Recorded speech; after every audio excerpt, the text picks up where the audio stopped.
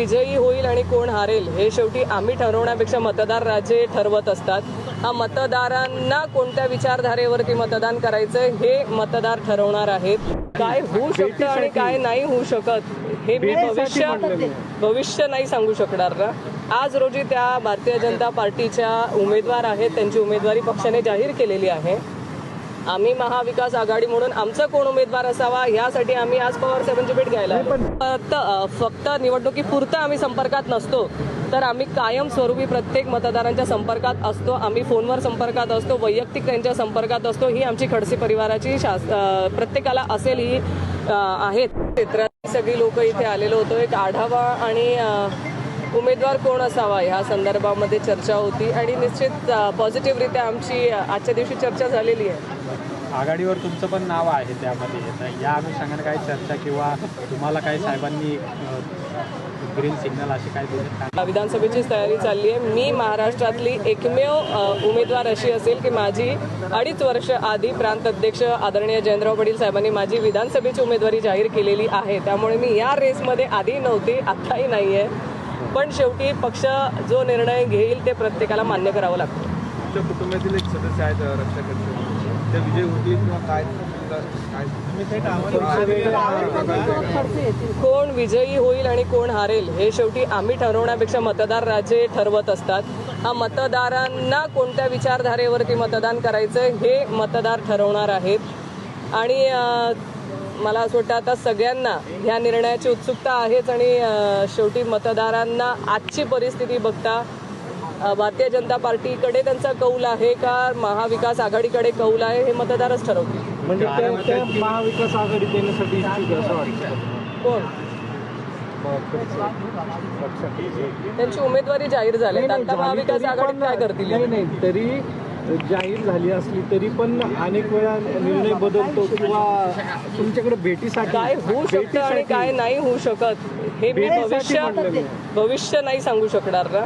आज रोजी त्या भारतीय जनता पार्टीच्या उमेदवार आहेत, त्यांची उमेदवारी पक्षाने जाहीर केलेली आहे।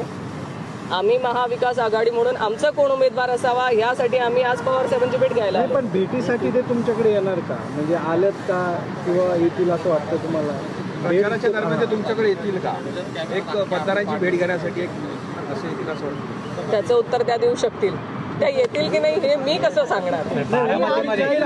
तुमची बैठका होत आहेत, अजित पवार असतील, एकनाथ शिंदे, त्याचबरोबर देवेंद्र फडणवीसांना दिल्लीमध्ये जावं लागतंय। महायुतीमध्ये ताळमेळ नाही, जागा वाटपासाठी सुद्धा दिल्लीत जावं लागते किंवा चर्चा करायला दिल्लीत जावं लागतं।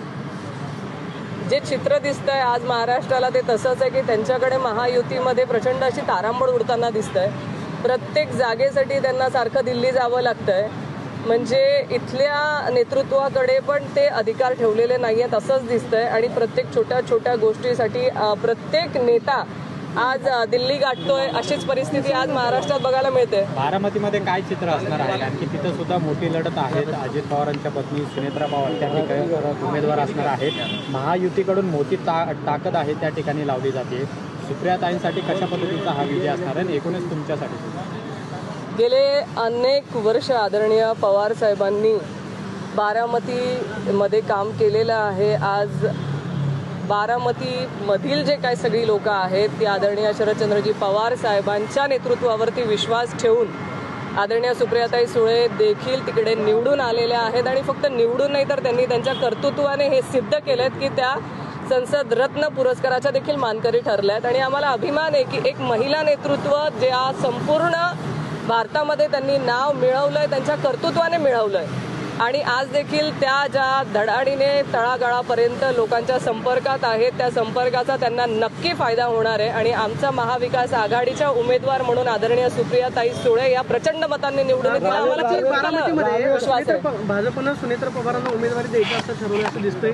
दुसरीकडं तुमच्या घरामध्ये उमेदवारी देण्यात आलेली आहे, म्हणजे जाणून बुजून 2 मतदारसंघांमध्ये राष्ट्रवादी काँग्रेस शरद पवारांना गटाला रोखण्यासाठी घरातच उमेदवारी दिली गेली असं तुम्हाला वाटतं? भारतीय जनता पार्टीचा आधीपासून जर तुम्ही बघितलं तर तोडा आणि फोडा ही विचारधारा आहेच। त्यांनी प्रत्येकामध्ये आताही तुम्ही बघितलं असेल तर पारिवारिक पक्षामध्ये वाद लावण्याचं काम त्यांनी केलंच आहे। पहिले शिवसेना फोडली, नंतर आमची राष्ट्रवादी काँग्रेस पक्ष फोडलाय। त्याच्यामुळे तोडा आणि फोडा आणि राज्य करा ही संकल्पना त्यांची आजही दिसतेच आहे। पण मतदार राजे हुशार आहेत, त्यांना प्रत्येकाला याची जाण आहे की आज रोजी जे महाराष्ट्रामध्ये राजकारण चाललंय ते लोकशाहीला किती घातक आहे हे त्यांना माहिती आहे. त्याच्यामुळे लोकशाही टिकवायची असेल तर महाविकास आघाडीच्या पाठीशी सगळे मतदार लोक उभे राहतील आम्हाला पण विश्वास आहे. रावेर मतदारसंघात विकास झालाय का? अनेक चर्चा आता सुरू आहेत व खासदार बऱ्याच वेळा फिरल्या नाही, काय वाटतं तुम्हाला? मला असं वाटतं तुम्ही तिथे येऊन हा इंटरव्ह्यू घेतला आणि जे नाही, पण उमेदवार तुम्हाला काय आहेत वाटतं? तुम्ही पण त्यांच्याकडे मतदार तुम्ही झालाय का? इंटरव्ह्यू घेतला तर चांगलं होईल ना. नाही, पण तुम्ही मतदार आहेत तिथल्या, तर तुम्हाला झालाय का विकास करत रावेर मतदारसंघात? खासदार फिरले का? हे बघा, आता मी निगेटिव्ह सांगितलं तरी तुम्ही हे करणार, पॉझिटिव्ह सांगितलं तरी तुम्ही मी बोलण्यापेक्षा तिथे येऊन तुम्ही मतदारांना विचारलं तर ते तुम्हाला नक्की त्याचं उत्तर देऊ शकतील की तिथे विकास झालाय, कोणाचं समाधान आहे किंवा कोणाचं एक समाधान नाही. मतदार म्हणून तुम्ही काय सांगणार? तुम्हाला वाटतं का मतदार म्हणून काय वाटतं? मतदार म्हणून मतदार म्हणून मला काय करायचंय ते तुम्ही नाही, नाही, मतपेटीतून मतदार आमचं म्हणून काय दिसेलच वाटतं? की. विकास झालाय की नाही झालाय? मी सांगते ना, पण मी तुम्हाला सांगणार आहे. तुम्ही माझ्या मतदारसंघात या, मग मी तुम्हाला तिथे प्रॅक्टिकली दाखवेल जे काय बोलायचं. एकनाथ खडसे आहे. मतदार झाला माझ्या मतदारसंघात आल्यावर नक्की सांगेल. नाही, एकनाथ खडसे त्याच्यासाठी तुम्हाला तिकडे यायचंय. मी तुम्हाला सगळ्यांना विनंती करते, माझ्या मतदारसंघात तिकडे या आणि विकास झालाय की नाही झालाय हा तुम्ही नक्की बघायला या. नाही, एकनाथ खडसे कधीपासून सभांना सुरुवात करतील तर मतदारसंघामध्ये महाविकास आघाडीचे उमेदवार निवडून येईल यासाठी एकनाथ खडसेंचे कसे प्रयत्न पाहिजे? आम्ही पक्षाच्या बाजूने आहोतच आणि पक्षाच्यासाठी आम्ही आत्तापासूनही कामाला लागलेलो आहोत. मतदारसंघामध्ये असेल सगळीकडे बैठका झालेल्या आहेत, आमच्या बूथ रचनेच्या संदर्भातल्या बैठका झालेल्या आहेत, आमचे जिल्हा परिषद निहाही आमचे मेळावे झालेले आहेत. त्याच्यामुळे मतदार राजांच्या संपर्कात आम्ही आहेच आणि आम्ही लोक अशी आहोत की आदरणीय नाथाभाऊंचा कार्यकाळ जर तुम्ही बघितला असेल तर फक्त निवडणुकीपुरतं आम्ही संपर्कात नसतो, तर आम्ही कायमस्वरूपी प्रत्येक मतदारांच्या संपर्कात असतो. आम्ही फोनवर संपर्कात असतो, वैयक्तिक त्यांच्या संपर्कात असतो. ही आमची खडसे परिवाराची प्रत्येकाला असेल ही आहेच की आम्ही संपर्कात सभा घेतील उमेदवार घेणार ना. वंचितचा किती फटका आता तुम्हाला बसेल? आणखी ते बाहेर पडण्याच्या तयारीत आहेत. तुम्ही काही असं म्हणता येणार नाही की ते बाहेर पडण्याच्या तयारीत आहे. जोपर्यंत कोणी जाहीर करत नाही त्यावरती मलाही जाहीर स्टेटमेंट करणं चुकीचं राहील. दिल्लीमध्ये जी बैठक झाली त्या बैठकीमध्ये राज ठाकरेंकडे शिवसेनेचं नेतृत्व द्यावं अशी अप्रत्यक्षरित्या माहिती मिळते की शिवसेना जी आहे ती राज ठाकरेंकडे येणार अशा पद्धतीच्या चर्चा सुरू झाल्यात. महायुतीतल्याच नेत्यांवरती दबाव आहे किंवा ज्या पद्धतीच्या चर्चा सुरू आहेत त्याबद्दल काय वाटतं?